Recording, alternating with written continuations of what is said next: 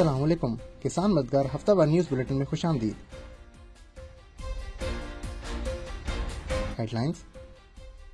سندھ حکومت نے زرعی آمدنی پر 45% ٹیکس ایک سال کے لیے مؤخر کر دیا. سندھ حکومت نے زرعی آمدنی پر 45% ٹیکس کے نفاذ کو ایک سال کے لیے مؤخر کرتے ہوئے سابقہ 15% شرح بحال کر دی ہے. نئے آرڈیننس کے مطابق یہ فیصلہ 1 جنوری 2025 سے نافذ عمل ہوگا، جبکہ نئی شرح اب جولائی 2025 سے لاگو کی جائے گی. پاکستان میں کپاس کی پیداوار ہدف سے 34% کم. ماحولیاتی اور کیڑوں کے حملوں کا اثر. پاکستان میں کپاس کی پیداوار 2025-26 کی سیزن میں 6.8 ملین گھنٹوں تک محدود رہی، جو مقررہ ہدف 10.18 ملین گھنٹوں سے 34% کم ہے. وزارت قومی غذائی تحفظ کے اجلاس میں بتایا گیا کہ موسمی تبدیلی، بارشوں، سیلاب، سفید مکھی، گلابی سنڈی اور کمزور بیج ٹیکنالوجی نے پیداوار پر منفی اثر ڈالا.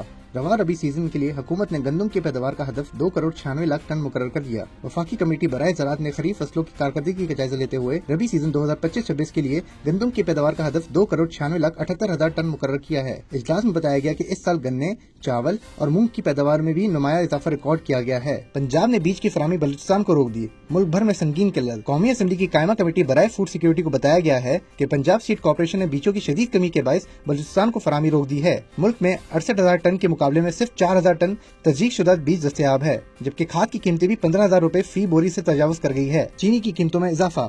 پاکستان شوگر مل ایسوسی ایشن نے حکومت کی امپورٹ پالیسی اور SBR پورٹل کی بندش کو چینی کی قیمتوں میں اضافے کی بڑی وجہ قرار دیا ہے. ایسوسی ایشن کے مطابق مقامی چینی کی فروخت بند ہونے سے مارکیٹ میں قلت اور نقدی کے مسائل پیدا ہو گئے ہیں. حکومت نے مسائل کی فوری حل کی یقین دہانی کرائی ہے. جدید زرعی ایجادات.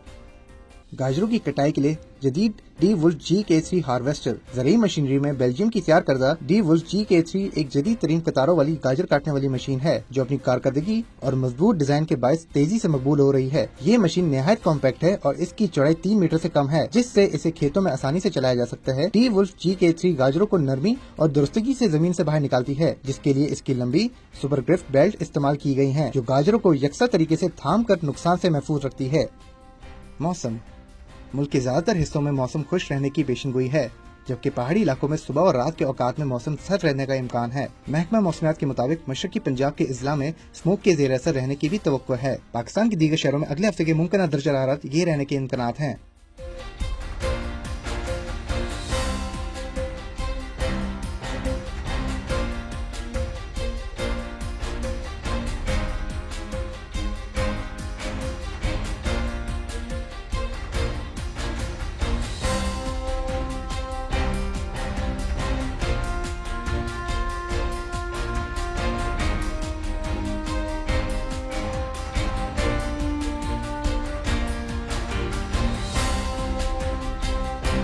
منڈی نرخ نامہ.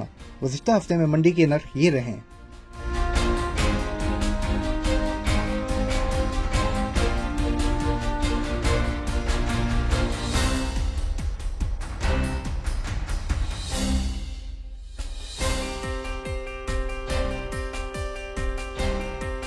اسی کے ساتھ خبروں کا اختتام ہوتا ہے. اگلے ہفتے انشاءاللہ مزید خبروں کے ساتھ آپ کی خدمت میں حاضر ہوں گے. اللہ حافظ.